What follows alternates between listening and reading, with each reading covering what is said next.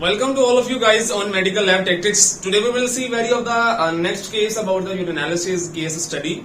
So here is a diagnostic history of that patient. The patient of 51 years old female. आपके पास female है 51 year old. उनको क्या symptom science show है वहां पे she felt some of the back pain. उन्हें back pain महसूस हुई है. डॉक्टर्स ने उनको रिकमेंडेशन की कि आप कंप्लीट यूरिन एग्जामिनेशन करवाएं, कंप्लीट एनालिसिस करवाएं. लैब के अंदर उसी पेशेंट का हमने कंप्लीट एग्जामिनेशन किया. तो एग्जामिनेशन के बाद हमें क्या पता चला, फिजिकल एग्जामिनेशन में, केमिकल एग्जामिनेशन में, उसका माइक्रोस्कोपिकल एग्जामिनेशन में, और फर्दर उसकी इलेक्ट्रोफिरोसिस की भी डॉक्टर साहब ने रिकमेंडेशन की थी. So we also did is electrophoresis of that urine. So very the physical condition में आपको उसकी everything, every parameter just to be normal. Chemical examination में देखी जाए तो उसकी स्पेसिफिक ग्रेविटी भी हमें नॉर्मल मिली है, उसकी पीएच भी just to be the neutral, and very of the further components, ketones, nitrates, proteins. Specially protein पे हमने फेस करना है इस केस के अंदर. Protein is just to be the normal. Microscopical examination किया तो she is a female, so rare of the epithelial cells will come. Normally female को जो यूरिन्स होते हैं उनके अंदर एपिथेलियल सेल्स आते हैं, बिकॉज उनकी जो इंटरनल लाइनिंग्स होती हैं वो एपिथेलियल सेल से मिलकर बनती हैं. सो जब आपका यूरिन वहां से क्रॉसिंग करता है तो क्रॉसिंग करते हुए यूरिन के अंदर जो सॉलिड सोल्यूट पार्टिकल्स होते हैं वो आपकी उस इंटरनल लेयर को जब स्क्रैच करते हैं तो स्क्रैचिंग से कुछ स्क्रैचर्स के ऊपर बिल्कुल सेल्स होते हैं एपिथेलियल सेल्स. वो एपिथेलियल यूरिन के साथ आपकी बॉडी से बाहर आ जाते हैं. सो एपिथेलियल सेल्स आपके पेशेंट के पास हैं. It is just be the normal. Rare epithelial cells are the normal, not many. So very of the further key point is spike like gamma proteins. जब उन्होंने इलेक्ट्रोफिरोसिस की इस पेशेंट की, फिरोसिस में उन्हें कुछ ना कुछ प्रोटीन्स के ट्रेसेस मिले हैं, गामा ग्लोबल प्रोटीन्स के ट्रेसेस मिले हैं.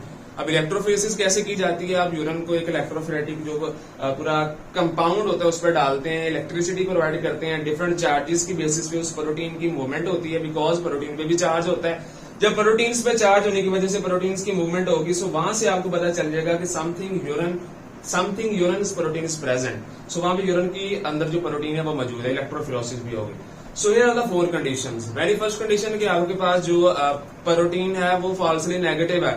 अब क्योंकि स्पेसिफिक ग्रेविटी की वजह से, स्पेसिफिक ग्रेविटी नॉर्मल है क्योंकि स्पेसिफिक ग्रेविटी 1.010 से 1.030 के इक्वल होती है. सो मुझे नहीं लग रहा कि स्पेसिफिक ग्रेविटी इंक्रीज होती तो हमें कुछ ना कुछ केमिकल एग्जामिनेशन में जरूर मिल जाता. हमें कीटोन्स, नाइट्रेट्स, हमें glucose, something we will found, लेकिन हमें कुछ ऐसा नहीं मिला. Value of the second option we will discuss at last. Value of the third case is microscopical examination. वो कह रहे हैं कि फॉल्सली नेगेटिव है. 2 तरह की बाई कंडीशंस होती हैं, false negative and false positive. False negative का मतलब है कि मिस्टेकनली नेगेटिव आ गया लेकिन एक्चुअली वहां पे पॉजिटिव रिजल्ट है, और फॉल्स पॉजिटिव का मतलब होता है कि मिस्टेकनली उन्होंने पॉजिटिव रिजल्ट दे दिया लेकिन एक्चुअली पेशेंट के स्पेसिमेन के अंदर कोई मसला नहीं है. It is just to be the negative condition. So वो कह रहे हैं कि माइक्रोस्कोपिकल एग्जामिनेशन उन्होंने फॉल्सली नेगेटिव दिया स्पेसिफिक ग्रेविटी की वजह से. अब आपको अभी नजर आ रहा है कि स्पेसिफिक ग्रेविटी नॉर्मल है. सो इट्स मीन जो यूरिन एनालिसिस उन्होंने उसकी माइक्रोस्कोपी की है, माइक्रोस्कोपी में उन्होंने रेयर एपिथेलियल सेल्स दी हैं. These are just to be relating to your specific gravity. Specific gravity भी नॉर्मल है, माइक्रोस्कोपिकल एग्जामिनेशन भी नॉर्मल है. So this will not an option. Value of the fourth and delta option is electrophoresis of that patient. अब आप उस patient की हमने इलेक्ट्रोफिरोसिस की तो हम उसकी रिपीट क्यों करेंगे? बेटा जब चीज को आप समझे कि जब आप फॉर एग्जाम्पल एक कप में चाय डालते हैं तो आपको उस कप में चाय मिलेगी, आप वहां पे कोल्ड ड्रिंक तो आपको मिलेगी नहीं. सो जब इलेक्ट्रोफिरोसिस में जब आपने उसी यूरिन की एग्जामिनेशन की है, उसकी फिरोसिस की है, तो उस यूरिन के अंदर जो चीज होगी आपको वही मिलेगी. आपको कुछ और किसी दूसरे यूरिन की चीज खुद ब खुद आके वहां पे नहीं मिल जाएगी. जो उस स्पेसिमन के अंदर होगा इलेक्ट्रोफिरोसिस में, उसमें जो प्रोटीन्स हैं आपके स्पेसिमन के अंदर, इलेक्ट्रोफिरोसिस में वो प्रोटीन्स मूवमेंट करेंगी और उस मूवमेंट की वजह से आपको पता चल जाता है कि ये स्पेसिफिक जो प्रोटीन है वो कौन सी है यूरिन के अंदर. सो हम क्यों करेंगे इलेक्ट्रोफिरोसिस नॉर्मल? यहाँ पे जो हमने इलेक्ट्रोफिरोसिस की है जस्ट बिन आइडियल कंडीशन हमने हर लिहाज से स्टैंडर्ड वे से की है. Very of the second case beta option is कि जब आप यूरिन प्रोटीन, वो कह रहे हैं कि उन्होंने फॉल्सली नेगेटिव दी है because of the presence of Bence Jones proteins. एक नया कंसेप्ट यहाँ पे आ रहा है. जो आप यूरिन कंप्लीट एग्जामिनेशन में, केमिकल एग्जामिनेशन में प्रोटीन की डिटेक्शन करते हैं, वेरी द फर्स्ट आपको वहां पता होना चाहिए कि वो जो प्रोटीन होती है वो कौन सी होती है. वो एल्बुमिन होती है, वो ग्लोबुलिन होती है, वो कौन सी प्रोटीन होती है. सैकड़ों की तादाद में आपकी बॉडी के अंदर प्रोटीन्स मौजूद है.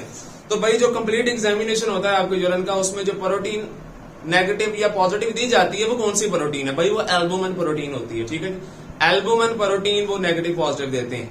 अब यहाँ पे इलेक्ट्रोफिरोसिस में गामा ग्लोबन स्पाइक प्रोटीन नजर आई है. अब गामा ग्लोबन स्पाइक प्रोटीन एक्चुअली बेंस जोन प्रोटीन्स को कहते हैं। बेंस जोन प्रोटीन्स क्या है आपको पता होना चाहिए। जब आपकी बॉडी में कोई ऑटोइम्यून कंडीशन आ जाती है, कोई ऑटो डिसऑर्डर आ जाता है, तो क्या होता है कि जो आपकी एंटीबॉडीज होती हैं, अब एंटीबॉडीज क्या होती हैं? एंटीबॉडीज वो प्रोटीन्स होती हैं जो आपकी बॉडी बनाती है बाहर से आने वाले किसी फॉरेन के अगेंस्ट फाइट के लिए। अब उस एंटीबॉडी के दो कंपोनेंट होते हैं, heavy chain and light chain. जब लाइट चेन डीजेनरेशन के बाद जब एंटीबॉडी की डीजेनरेशन होती है, ऑटोइम्यून डिजीज, अब मेडिसिन लेते हैं, जो डिफरेंट थेरापीज करवाते हैं, तो वो एंटीबॉडीज की डिग्रेडेशन होती है। चीज को समझना है आपने।